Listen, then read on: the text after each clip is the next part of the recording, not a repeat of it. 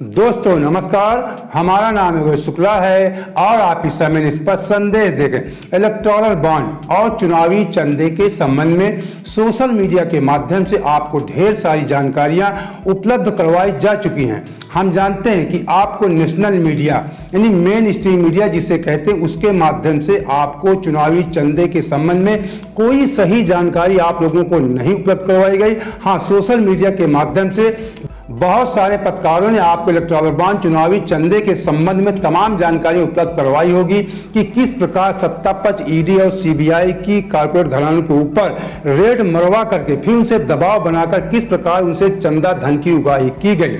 इसके संबंध में आपको तमाम जानकारियां मिल चुकी होंगी।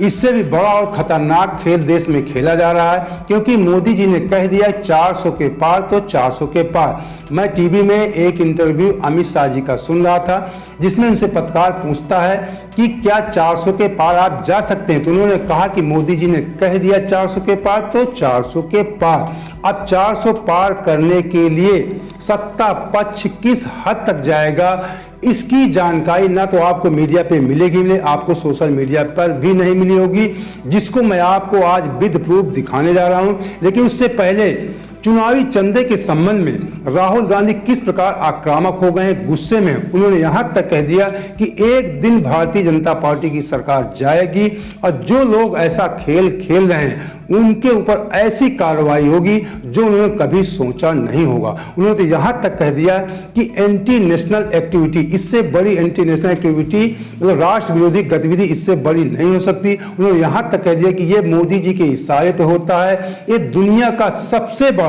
धन उगाही का स्कैम है, दुनिया का सबसे बड़ा भ्रष्टाचार है। मोदी जी ईडी सीबीआई के दबाव में कंपनियों से हफ्ता वसूली का कार्य करते हैं। तो सबसे पहले आपको राहुल गांधी के कुछ वीडियो देखना चाहिए, जिससे आपका भ्रम दूर हो सके कि इलेक्टोरल बॉन्ड क्या है, चुनावी चंदा क्या है। तो उनको ये भी सोचना चाहिए, ये जो सब कर रहे हैं, कि किसी ना किसी दिन बीजेपी की सरकार बदलेगी और फिर कार्रवाई होगी, और ऐसी कार्रवाई होगी कि मैं गारंटी कर रहा हूं ये फिर से कभी नहीं होगा।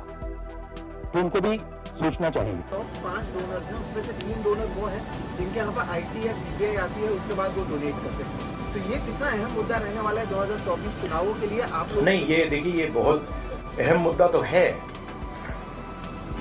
मगर इस स्केल का भ्रष्टाचार, इस लेवल का भ्रष्टाचार कि आप देश के पूरे इंफ्रास्ट्रक्चर को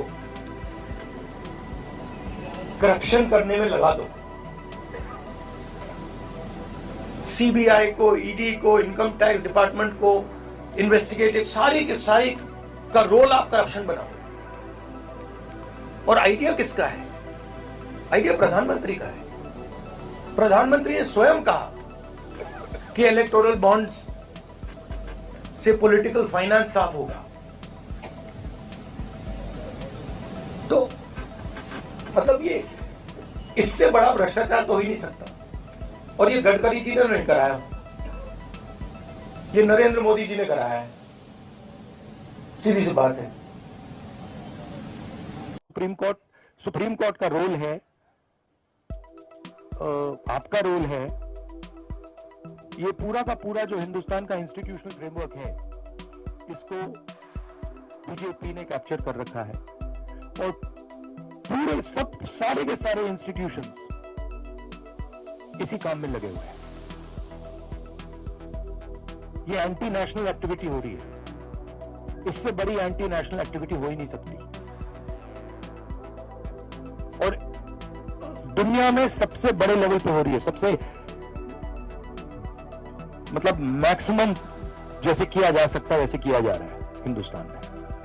तो अब आपको समझ में आ गया होगा इलेक्टोरल बॉन्ड चुनावी चंदे के माध्यम से कॉर्पोरेट घरानों के ऊपर ईडी सीबीआई की रेड मरवा करके उनसे दबाव बना करके किस प्रकार धन उगाही का खेल अभी तक हो रहा था। लेकिन सुप्रीम कोर्ट ने इसे असंवैधानिक करार दे दिया है, इस पर रोक लगा दिया है और स्टेट बैंक से कहा कि इसकी आप लिस्ट जारी करिए। फिर स्टेट बैंक ने लिस्ट जारी किया सुप्रीम कोर्ट के दबाव के बाद।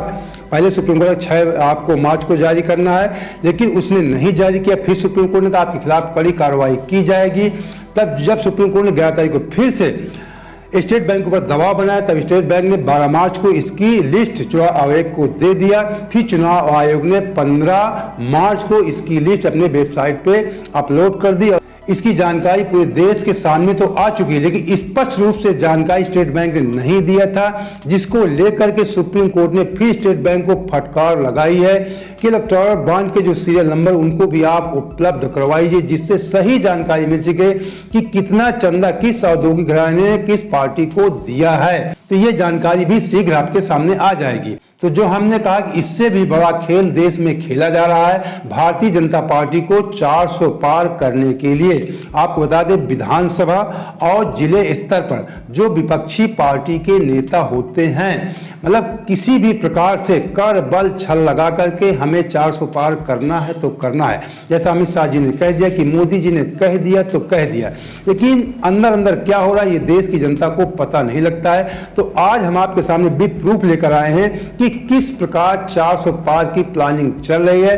तो जो रिपोर्ट हम आपके सामने दिखाने जा रहे हैं, ये रिपोर्ट उत्तर प्रदेश की। उत्तर प्रदेश में 15 मार्च को दर्जनों नहीं, कम से कम 4-5 दर्जन विधानसभा स्तर के, विधायक स्तर के, सांसद स्तर के, मंत्री स्तर के दूसरी पार्टी के नेताओं को, यानी सपा बसपा कांग्रेस पार्टी के बड़े नेताओं को पार्टी में दबाव बनाकर शामिल करवाने का कार्य किया गया। तो मैं आपको हिंदुस्तान अखबार की रिपोर्ट आपको दिखा रहा हूं। मायावती के खास पूर्व मंत्री अंटू मिश्रा के साथ भाजपा दफ्तर में हो गया खेला, आखिर क्यों? ये अंटू मिश्रा जी आपको बता दें, सतीश चंद्र मिश्रा के बारे में पूरा देश जानता है कि मायावती बहुत खास हैं। ये उनके बताते हैं कि भांजे कुछ रिलेटिव थे। जब बहन जी की सरकार थी तो इन्हें सहकारिता और कई बड़े विभाग इनको दिए गए थे, इनको मंत्री बनाया गया था। तो कुछ इनके ऊपर भ्रष्टाचार के आरोप हैं, जिसको हो सकता है कि दबाव को लेकर के कोई स्वेच्छा से नहीं जा रहा, कुछ दबाव बनाकर इनको पार्टी में शामिल करवाने का प्रयास किया गया होगा। लेकिन उस दिन, जिस दिन तमाम कई दर्जन नेताओं को पार्टी में शामिल करवाएगा, उस दिन इनके साथ कुछ खेला हो गया। कोई सही ढंग से इनको शामिल करवाने का मौका नहीं मिला, या जिनसे इनकी बात रही होगी कुछ समझौता रहा होगा, कुछ ना कुछ इस समझौते में खटास आई और ये फिर वापस चले गए। लेकिन दूसरी सीट में इनको जो गले में पट्टा आजकल पहनाने का दौर चला, इनको पट्टा पहनना पड़ेगा भारतीय जनता पार्टी का। तो ये अंटू मिश्रा जी हैं, इनको हम अच्छी तरह से जानते हैं। जब मायावती जी की सरकार थी तो उस समय किसी चुनाव प्रचार के दौरान उपचुनाव में ये हमारे घर भी आए थे। तो अब ये तो मैंने एक उदाहरण दिया, कानपुर के अंटू मिश्रा जी हैं, लेकिन इनसे बड़ा भी उदाहरण हम आपको देने वाले हैं। जिस जिले में हम रहते हैं उस जिले के कांग्रेस के जिला अध्यक्ष अखिलेश पांडे भी, जिनके बारे में जिले का कोई भी व्यक्ति सपने में नहीं सोचा था कि कभी ये भी भारतीय जनता पार्टी में जाएंगे। आपको बता दें 4 पीढ़ियों से उनके कांग्रेस के संबंध थे। पंडित जवाहरलाल नेहरू, इंदिरा गांधी, राजीव गांधी, सभी लोग उनके घर आए हैं। प्रियंका गांधी, राहुल गांधी, इतने संबंध होने के बावजूद कभी किसी ने नहीं सोचा था कि ये घराना कभी भाजपा में जाएगा। कांग्रेस लगभग उत्तर प्रदेश में 35 साल से कांग्रेस की सरकार नहीं है, लेकिन अभी तक इस घराने ने कभी अपना मन नहीं बदला था, कोई इनको तोड़ नहीं पाया था। लेकिन इस समय ऐसी कौन सी मजबूरी हो गई कि इनको कांग्रेस छोड़ के भारतीय जनता पार्टी का पट्टा पहनना पड़ा। तो आपको बता दें, एक खबर है, ये भी हिंदुस्तान की खबर है। कांग्रेस से 4 पीढ़ियों के रिश्तों की टूटी डोर। प्रियंका गांधी के करीबी अखिलेश पांडे जी उनके पैरवी पर 5 साल जिला उपाध्यक्ष पार्टी में रहे, फिर उसके बाद 5 साल प्रदेश कांग्रेस कमेटी के सदस्य रहे, उसके बाद 5 साल जिला अध्यक्ष रहे। इसके बावजूद वो पार्टी छोड़कर चले गए, क्यों? तो आपको बता दें, इनसे हमारे करीबी संबंध हैं जो हमें जानकारी है। हम ये नहीं कह सकते क्योंकि 35 साल से उत्तर प्रदेश में कांग्रेस की सरकार ही नहीं है, तो ये आरोप नहीं लगाया जा सकता कि ये भ्रष्टाचारी हैं। लेकिन हर आदमी कुछ ना कुछ मजबूरियां होती हैं। ये संपन्न घराने से, इनके भी कई बड़े व्यवसाय हैं। आप जानते हैं कि व्यवसाय में कोई न कोई कानूनी अड़चनें लगी रहती हैं। तो हमें जो महसूस होता है, हमने इनसे कोई बात नहीं किया, लेकिन कुछ सुगबुगाहट और कुछ हमें जानकारी जो पहले से थोड़ी बहुत थी कि इनको पर कुछ व्यवसायिक दबाव बन रहा था।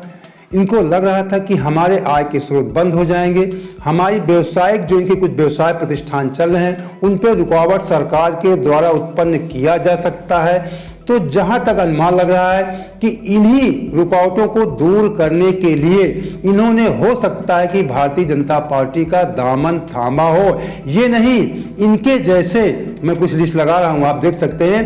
मैंने कहा ना, 1 2 4 दर्जन नहीं, कई दर्जन लोग उस दिन 15 मार्च को शामिल करवाए गए। विधानसभा स्तर के, जिले स्तर के, प्रत्येक जिले में सभी पार्टियों के बड़े नेता होते हैं, उन्हीं के सहारे पे विधानसभा और लोकसभा चुनाव लड़ा जाता है। तो इस समय अब लोकसभा चुनाव की घोषणा भी हो चुकी है। अब मोदी जी ने कह दिया 400 के पार तो 400 के पार। जब बड़े बड़े नेताओं को तोड़ने का कार्य किया जाएगा तो उनके माध्यम से कहीं न कहीं कुछ वोट बैंक सत्ता पक्ष की तरफ खिसक सकता, ऐसा प्रयास किया जा रहा है। जो अभी चुनावी चरणों को लेकर राहुल गांधी का आपने सुना, उन्होंने कहा कि किस प्रकार ईडी सीबीआई की रेड मरवा का दबाव बना करके धन उगाही, हफ्ता वसूली का कार्य किया जा रहा है। तो यहाँ पर भी अब इनसे धन उगाही का काम तो नहीं किया जा रहा, लेकिन जो इनकी कमजोर नस होती है उसको दबा करके इनको मजबूर किया जा रहा है कि आप हमारे पार्टी का पट्टा पहन लीजिए, हमारा दामन थाम लीजिए, नहीं तो आप स्वतंत्र रूप से अपना व्यवसाय नहीं कर सकते हैं,